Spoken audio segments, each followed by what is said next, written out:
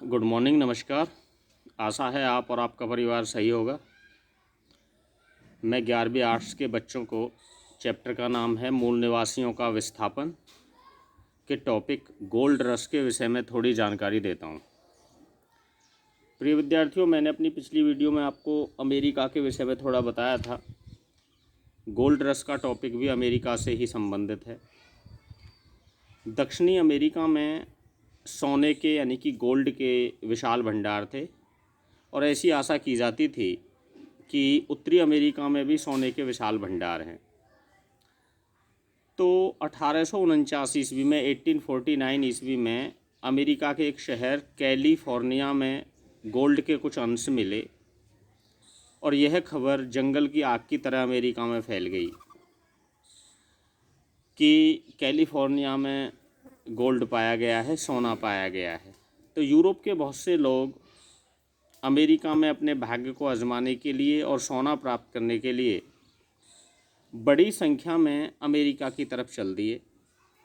तो यूरोप के लोगों का गोल्ड की तलाश में अमेरिका में जाना गोल्ड रश कहलाता है। इस गोल्ड रश के काफ़ी प्रभाव पड़े अमेरिका पे। सबसे बड़ा पहला प्रभाव ये पड़ा कि वहाँ उद्योगों का विकास हुआ, डेवलपमेंट ऑफ इंडस्ट्रीज़। उद्योगों के विकास का मुख्य कारण ये था कि जब यूरोप के लोग अमेरिका में गए तो वहाँ बड़े पैमाने पर रेलवे लाइन बिछाई गई और 1870 ईस्वी तक अमेरिका में बड़े पैमाने पर रेलवे लाइन बिछा दी गई थी। कनाडा को भी अमेरिका से रेलवे लाइन से जोड़ दिया गया था। रेलवे के विकास के कारण वस्तुओं को एक स्थान से दूसरे स्थान पर ले जाना बड़ा आसान हो गया, जिससे व्यापार को बढ़ावा मिला।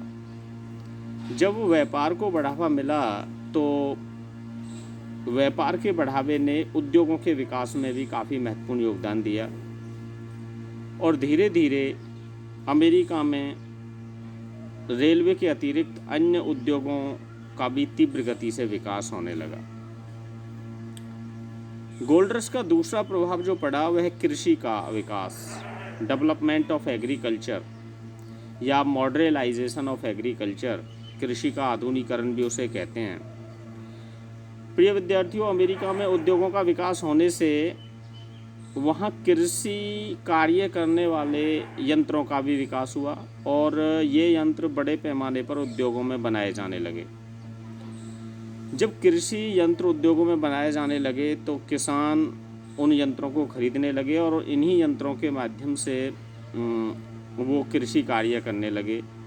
यानी कि गोल्ड रश के कारण अमेरिका में जो परंपरागत कृषि हल बैल से होती थी वो पीछे छूट गई और आधुनिक यंत्रों से कृषि कार्य किए जाने लगे, जिससे कृषि का आधुनिकीकरण हुआ और अमेरिका विश्व का एक बड़ा उत्पादक देश बन गया अनाजों का और वह अपनी आवश्यकताओं को पूरा करने के पश्चात कुछ अनाज दूसरे देशों में भी निर्यात करने लगा।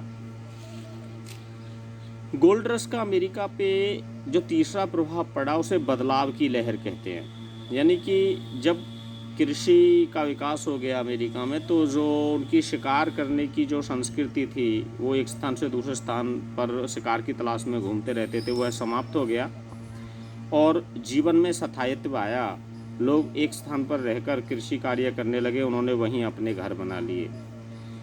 दूसरा बदलाव ये हुआ कि 1928 में 1928 में अमेरिका ने लोगों का सर्वेक्षण करवाया। सर्वेक्षण करने का मुख्य उद्देश्य ये था कि समाज में लोगों की स्थिति कैसी है वह जानी जाए और इस सर्वेक्षण का जो कार्य था वो 1934 में पूरा हुआ, 1934 ईस्वी में। 1934 ईस्वी में ही सर्वेक्षण के पश्चात एक कानून बनाया गया जिसे इंडियन रीऑर्गेनाइजेशन एक्ट कहते हैं। ये क्वेश्चन भी आता है अक्सर कि इंडियन रीऑर्गेनाइजेशन एक्ट अमेरिका में कब पारित हुआ? 1934 में। इस एक्ट के द्वारा अमेरिका के लोगों को सरकार के द्वारा ऋण प्राप्त करने या सरकार से ऋण प्राप्त करने और भूमि खरीदने का अधिकार मिल गया और इस एक्ट के द्वारा अमेरिका में जो भूमि थी वो सरकार के नियमों के अनुसार खरीदी जाने लगी। जब अमेरिका के लोगों को कुछ अधिकार दिए जाने लगे तो लोग और मांग करने लगे, धरने अपनी जब उनकी मांगें पूरी नहीं होती थी तो उन्होंने धरने प्रदर्शन करने शुरू किए और अंततः 1982 ईस्वी में अमेरिका के सभी लोगों को समान अधिकार मिल गए और इसके पश्चात अमेरिका ने तीव्र गति से विकास किया। तो प्रिय विद्यार्थियों, कभी कभी क्वेश्चन आता है पेपरों में कि गोल्ड रश से आपका क्या अभिप्राय है, तो आपको उसमें जो पॉइंट बनाने हैं, गोल्ड रश का अर्थ, गोल्ड रश के प्रभाव, उद्योगों का विकास, कृषि का विकास, बदलाव की लहर, इंडियन रीऑर्गेनाइजेशन एक्ट और अमेरिका के सभी लोगों को समान अधिकार, इन पॉइंटों का वर्णन करना होगा। मैं अपनी अगली वीडियो में आपको ऑस्ट्रेलिया के विषय में थोड़ी जानकारी दूंगा। तब तक के लिए नमस्कार।